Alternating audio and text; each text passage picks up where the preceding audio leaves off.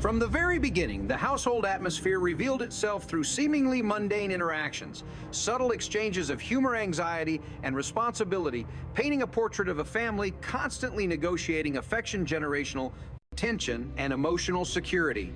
Stephanie, the young girl who had joined this family under difficult circumstances, struggled silently with the complexities of belonging. While she smiled and participated in school activities, there remained a lingering sense of displacement that she tried hard to conceal. Edith attempted to fill those emotional gaps by offering maternal reassurance and warmth, while Archie often masked his own concern with harsh humor deflection and blustering complaints.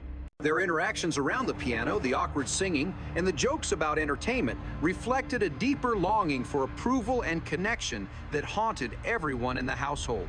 When Stephanie prepared for the parent and child night at school, she confronted the painful reality that her parents were absent.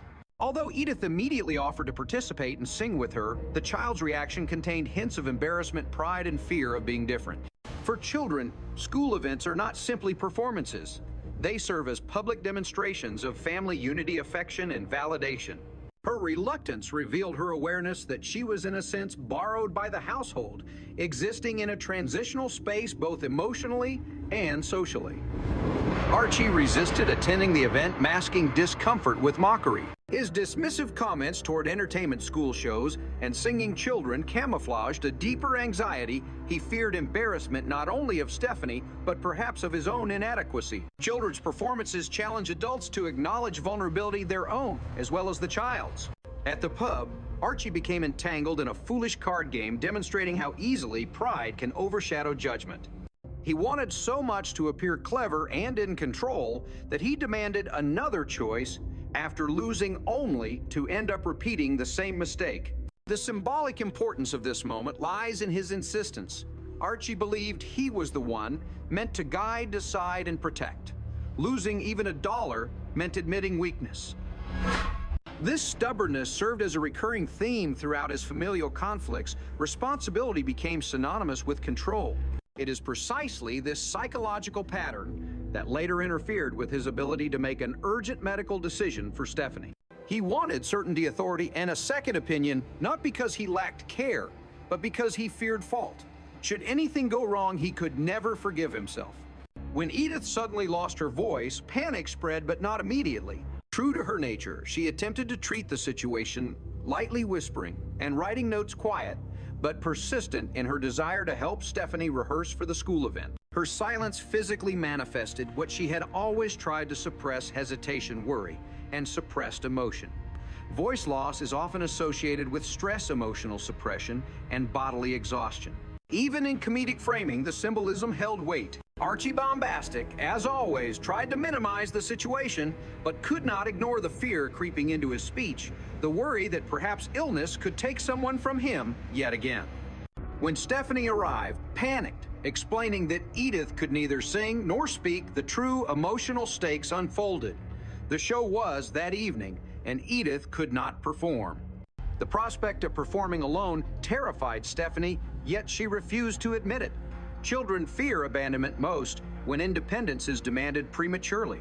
Archie, overwhelmed, attempted retreat, arguing that he disliked such events anyway, but subconsciously, he was terrified of witnessing public failure, not necessarily hers, but his own inability to prevent disappointment. Eventually, Edith's determination and Stephanie's courage compensated for Archie's reluctance. When the girl performed alone and won first prize, Archie's shame surfaced. He realized his absence had denied her a critical moment of validation. His apology, subtle yet sincere, demonstrated growth. Soon after an elegantly awkward situation unfolded, the arrival of Mr. Clemmer and his fiancée Judith. Romantic affection among older adults, often comedic in presentation, concealed a deeper vulnerability. Judith suspected that Mr. Clemmer still loved Edith because she reminded him of his deceased wife. Her insecurity exploded, leading to accusations, heartbreak, and chaos. Emotional displacement, jealousy, and unresolved grief collided, revealing how unpredictable romantic attachments become when nostalgia shapes desire. It was only through Edith's gentle reasoning that Judith reconsidered. Edith reminded her that affection can mirror memory but still be purely present. This conversation demonstrated Edith's emotional intelligence. She acknowledged that love changes, but never disappears, it evolves. Not long afterward, another crisis emerged: Stephanie's sudden illness. Her fever, pain, and fear transformed the household mood into urgency. The doctor's son, now a professional physician, recommended immediate surgery due to acute appendicitis. Archie, however, resisted, claiming that doctors performed too many unnecessary operations. His distrust masked fear of medical authority and uncontrolled risk. He demanded a second opinion, calling another doctor. Each delay increased danger, pushing tension to a breaking point. As Stephanie rested, Archie and Edith confronted a deeper fear: losing someone who had only just become family. When the appendix burst, the emergency surgery became unavoidable. Archie's guilt weighed heavily upon him. For the first time, he admitted he had been wrong, an impossibility for his prideful persona. Edith attempted to comfort him, but her spiraling explanation tangled into comedic confusion, leaving Archie frustrated and solemn. True guilt feels like drowning. Every word of comfort sounds like noise rather than clarity.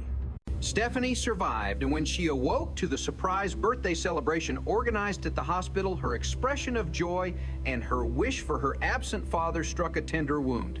She still longed for belonging beyond comfort. Later, a new challenge surfaced: accusations of theft at school. Items had gone missing from a teacher's desk found in Stephanie's possession. Archie refused to believe the accusation. Edith defended the girl's character. Both displayed parental protection. Yet the items discovered during the bedroom search confirmed guilt. Stephanie confessed that she feared losing the family again. The objects were symbolic tokens, emotional anchors against abandonment. Archie's punishment sounded harsh, but beneath this discipline lay fear of raising a child without boundaries. Edith counterbalanced his severity with understanding. Two forms of love met in conflict: protective structure versus unconditional acceptance. In this household, humor mediated pain. Jokes about cold feet, liver socks, Germans, and singing masked unresolved feelings. Archie's rants expressed his fear of losing control. Edith's compassion disguised her loneliness. Stephanie clung to stolen objects, fearing impermanence. Every argument in the home manifested as a negotiation of space: who belongs, who leads, who apologizes. Even as Archie declared Stephanie would stay as long as she wants, he added conditions, revealing fear of attachment. Yet his final gesture, stealing her Twinkie, showed affectionate teasing rather than resentment. Children often need such gestures more than declarations: playful acknowledgement of presence, identity, and acceptance. As days passed, the emotional residue of these events continued to ripple quietly through the household. Although Stephanie had been forgiven, and although she had promised never to steal again, there lingered a quiet hesitation in her posture. A subtle way, she held herself at the dinner table, waiting to be corrected, afraid that a single misstep could unravel the fragile bond that had been offered to her. Edith, sensitive to the slightest emotional tremor, attempted gently to draw her out through small gestures: an extra scoop of ice cream, a warm touch on the shoulder, an invitation to help fold laundry. Psychological research on attachment suggests that consistency, not grand gestures, rebuilds trust. In this household, consistency was often messy, improvised, and interrupted by Archie's clumsy bluster, but it was nonetheless present. Archie, for his part, avoided mentioning the incident at school. He never enjoyed acknowledging emotional complexity. Instead, he emphasized behavior, eating schedules, restrictions on television, and the importance of educational programming. To an outsider, his punishments might seem disproportionately harsh, but in his mind, accountability equaled love. He feared raising a child deprived of structure, perhaps fearing chaos more than wrongdoing itself. Beneath the mask of authoritarian certainty lay the fear that if he did not control everything, everything would collapse. This psychological mechanism, known as defensive control, often arises among individuals who have experienced unpredictability in their own childhood environments. In quieter moments, Archie would find himself lingering in the hallway, listening to Stephanie practice singing under her breath. He would never admit it aloud, but her voice soothed him. It reminded him that fragility could exist within strength, and that strength could live quietly without spectacle. Sometimes he would catch himself smiling, then force the smile away, muttering complaints about noise entertainment or the decline of culture. His contradictions made him human. Meanwhile, Edith continued to replay the attic incident, feeling guilt for protecting Stephanie so fiercely. She had physically blocked Archie from confronting the child, driven by instinct children must not be cornered in fear. Her own upbringing had taught her that shame scars deeper than bruises. At night, she worried that her gentleness might someday fail to prepare Stephanie for the harshness of the world, while simultaneously fearing that harshness at home would damage her permanently. The emotional labor of parenting is often invisible. It manifests in sleepless nights, doubting whispers and quiet tears no one sees. Stephanie returned to school with trepidation, clutching the items she had stolen, rehearsing her apology. She imagined her teacher's disappointment, her classmates' mocking whispers, and the possibility that she might not be forgiven. Children judge compassion harshly because they do not yet understand the vast capacity for adult mercy. When she finally returned the items and apologized, she found not anger, but gentle reassurance. Still, embarrassment inked itself into her memory, becoming a quiet warning against actions driven by fear. Shame often becomes a moral compass. The family continued their rituals. Dinner conversations followed familiar patterns. Archie complaining about society's decline, Edith defending the goodness of people, Stephanie quietly listening, absorbing their ideological dance.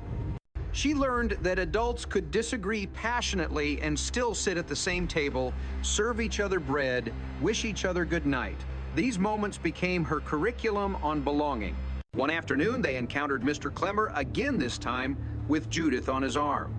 The awkwardness of their previous confrontation had softened into surrender. They no longer sought validation in each other's eyes, but instead radiated mutual relief. Judith admitted, blushing, that she had misinterpreted affection.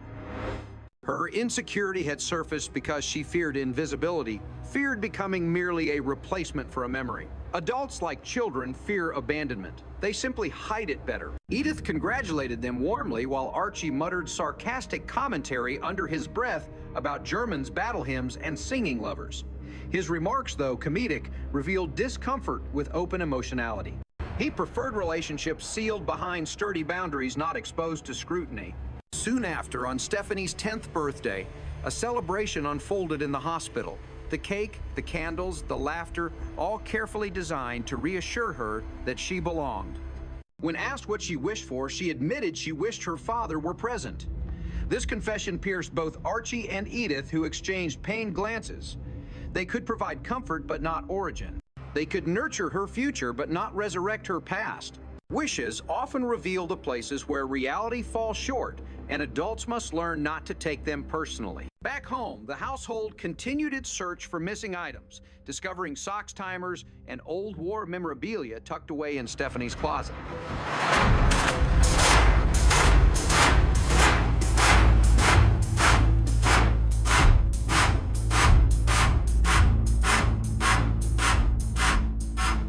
Each object represented a secret attempt to preserve connection. If she could collect their belongings, she reasoned she could prevent their absence. This behavior, though troubling, reflected trauma. Abandoned children often develop compensation rituals, believing objects possess emotional protection. When confronted, she confessed with tears that she feared being sent away, quoting Archie's muttered statements. His words, intended casually, had carved themselves into her. Adults often underestimate the precision with which children record fears. Archie's emotional response was complex. He felt guilt for scaring her, irritation at having been misunderstood, and fear of emotional responsibility. Deep down, he cared fiercely, but had not yet learned how to translate affection into reassurance. When he told her she could stay as long as she wished, he spoke more honestly than he realized. The moment symbolized a turning point, verbal acknowledgement of attachment. He might never use the word love, but his action, sacrifices, and anxious pacing made the message unmistakable. As winter approached, the household rhythms adjusted. Cold nights inspired Archie's complaints about frozen feet, drafty blankets, and the sinfulness of laughter in bed, yet he secretly enjoyed these moments of warmth. They were evidence that companionship remained alive. That time had not eroded intimacy. Edith teased him gently, calling him cute, and though he feigned annoyance, he struggled to hide his smile.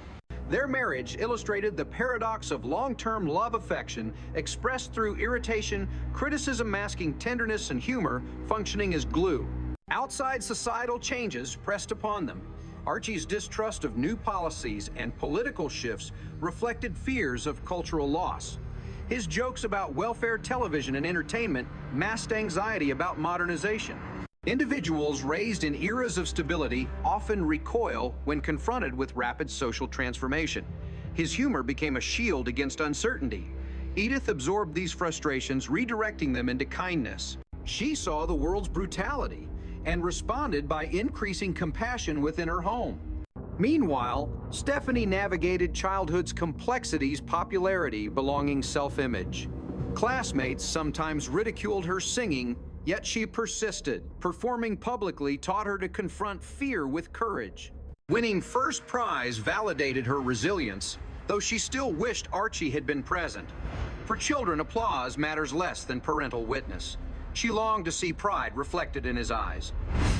His eventual apology healed a wound that might otherwise have hardened into resentment. Later, they hosted Mr. Clemmer and Judith for dinner. Amid awkward pleasantries, they attempted to sing love songs. Archie's discomfort spilled into jokes about German punctuality, battle hymns, and drafty chairs. His remarks were not malicious, but reflexively defensive. When Judith stormed into another room accusing Clemmer of loving Edith, the situation escalated into melodrama. Here, insecurity again clashed with nostalgia. Yet reconciliation emerged, demonstrating that communication, not suspicion, mends relationships. The theme of displacement repeated itself across scenes: lovers mourning the dead children, longing for absent fathers, adults clinging to keepsakes of wartime identity. Each character wrestled quietly with endings of marriages, childhood's eras. Yet the household persisted, stitched together by humor, song, argument, and ritual. In these small rooms, emotional labor never ceased. Edith mediated conflict, Archie enforced structure, Stephanie learned trust. Together they formed a fragmented yet functional family unit, proof that belonging is not born from blood, but from effort, presence, and forgiveness. As the year progressed, Archie found himself defending Stephanie more often than scolding her. His complaints softened his rants, shortened his punishments, decreased. He even allowed himself occasional praise, delivered awkwardly wrapped in gruffness, but sincere nonetheless. Change rarely arrives dramatically. It seeps quietly into behavior until one suddenly realizes they have become someone new.